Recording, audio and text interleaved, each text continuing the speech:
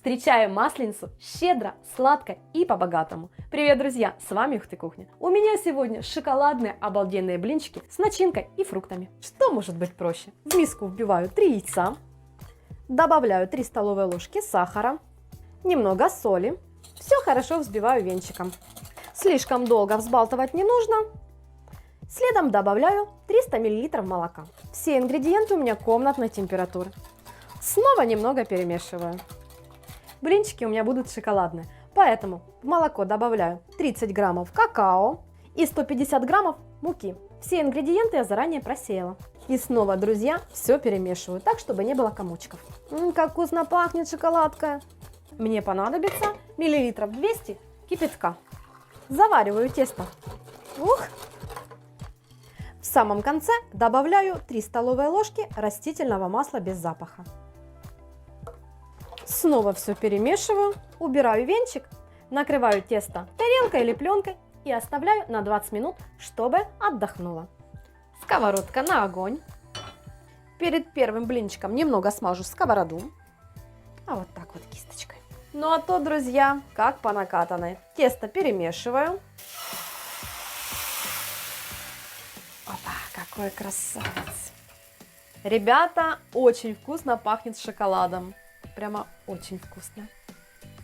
Через 30-40 секунд блинчик переворачиваю на другую сторонку. А знаешь, как понять, блины готовы или нет? Негры загорают, а так и видно. Видишь, на поверхности есть такие бульбашки такие. Когда они исчезают, значит блинчик хорошо пропекся. Все, снимаю. Ой, какой же он красивый. Ну а я продолжаю. Пока блинчики остывают, займусь начинкой. Мне понадобится 500 граммов творога и 1 банка вареного сгущенного молока. С помощью блендера измельчаю в однородную массу.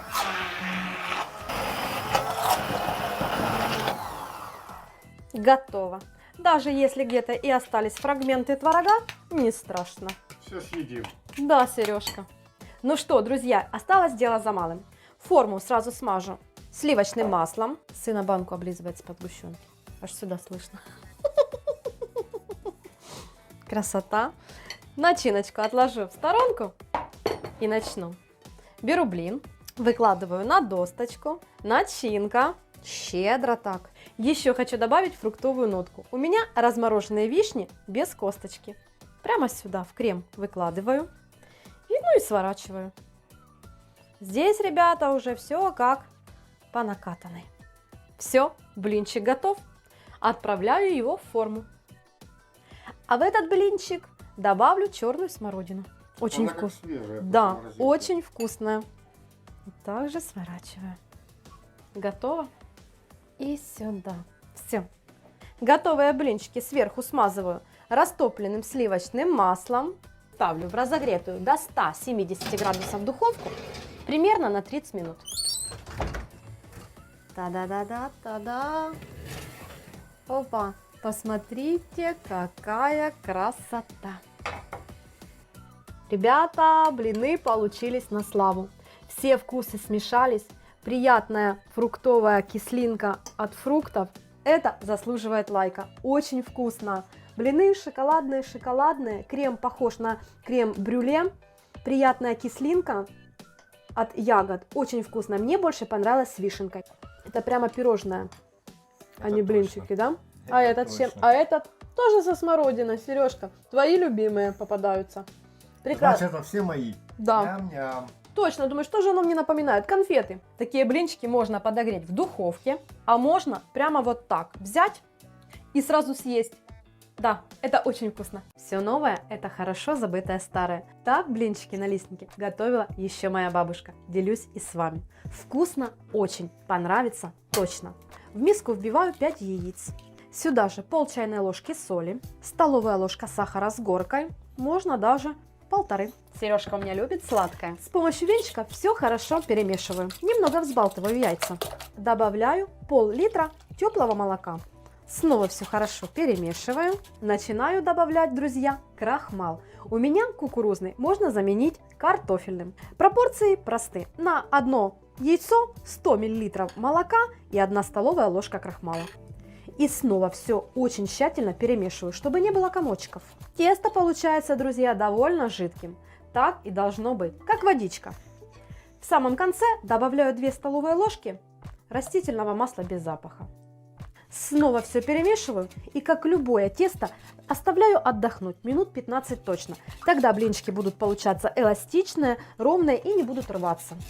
Ну что, ребята, сковородки на огонь. Я буду делать это сразу на 2. Перед первым блинчиком смазываю хорошо салом, можно растительным маслом, тут уже как... Бабушка научила. Да, правильно, Сережка. Эту и эту. Перед выпеканием обязательно размешиваю тесто, так как крахмал, друзья, немного оседает. Ну что, Сережка, поехали. Тут все как по накатанной. Немного теста, распределяю, выпекаю. У меня первый какой-то дырявый такой получился. С дырочками. И сюда. Оно просто немного другое, понял? Как обычное тесто, поэтому надо приловчиться. Когда краешки подрумянились, блинчик переворачиваю. Посмотрите, какие они тонкие, тоненькие. Ах, как вкусно запахло! Сразу бабушку вспомнила. Оп. Ставьте лайки, друзья! С другой сторонки сильно не обжариваю.